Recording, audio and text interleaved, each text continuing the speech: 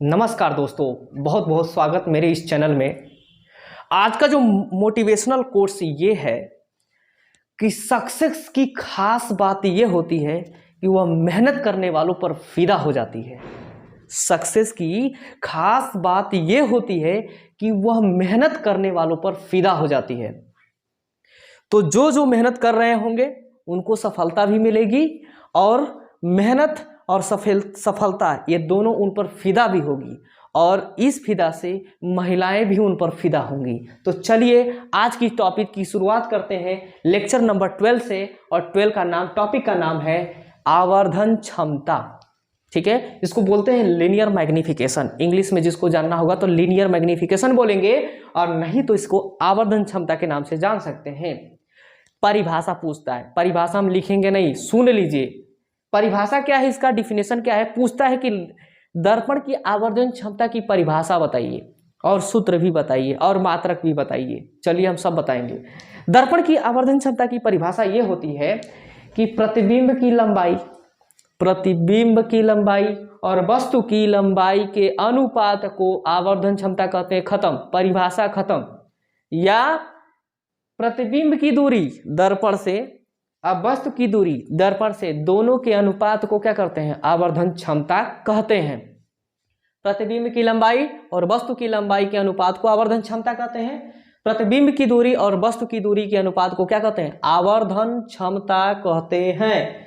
ये रहा सूत्र। अब बता दिया मैंने फार्मूला, परिभाषा। तो परिभाषा और आपका सूत्र मैंने सामने लिख दिया है। आवर्धन क्षमता की परिभाषा एक बार फिर से रिवाइज करिए। प्रतिबिंब की लंबाई वस्तु की लंबाई के अनुपात को आवर्धन क्षमता कहते हैं।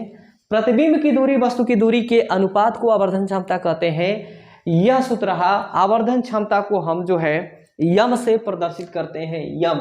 यम से प्रदर्शित करते हैं। ध्यान से सुनिए, किससे, यम द्वारा लिखा गया होगा कहीं भी पेपर में तो बोलेंगे कि वह आवर्धन क्षमता है।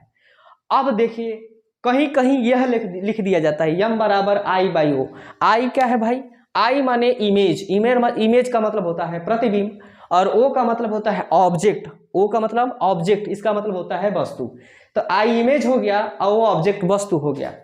ये हो गया भी प्रतिबिंब की दूरी और यू क्या हो गया, वस्तु की दूरी। ठीक है, चलिए नोट, इंपॉर्टेंट नोट और फैक्टली नोट क्या है।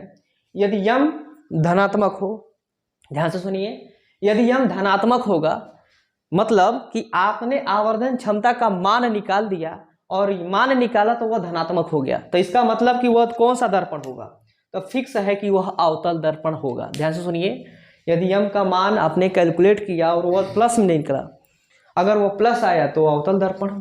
यम का मान आपने कैलकुलेट किया, यम माने आवर्धन क्षमता का मान कैलकुलेट किया, अगर उसका मान माइनस में आया तो इसका मतलब है कि वह उत्तल दर्पण हुआ। तो ये रहा मेरा इंपॉर्टेंट वीडियो आवर्धन क्षमता लेक्चर नंबर 12 से संबंधित। अगर आपको अच्छा लगे तो दोस्तों को जरूर भेज दीजिए, अति महत्वपूर्ण है, नहीं भेजेंगे पछताएंगे। और चैनल को सब्सक्राइब कर दीजिए, सबसे पहले पहुंच जाए, नहीं तो बाद में पछतावा होगा। क्योंकि बोर्ड एग्जाम आने वाला है और बोर्ड एग्जाम आने से पहले कुछ न कुछ चीज़ें मिल जाएं आपको। तो महत्वपूर्ण प्रश्न और महत्वपूर्ण क्वेश्चन जो है आपको बताई जा रही है। देखिए लेक्चर जो है धीरे धीरे चलेगी, लेकिन महत्वपूर्ण प्रश्न हर चैप्टर से मिलती जाएगी आपको, प्रतिदिन मिलती जाएगी 10 क्वेश्चन। और इस तरह से फिजिक्स, केमिस्ट्री एंड बायोलॉजी तीनों में मिल जाएगी।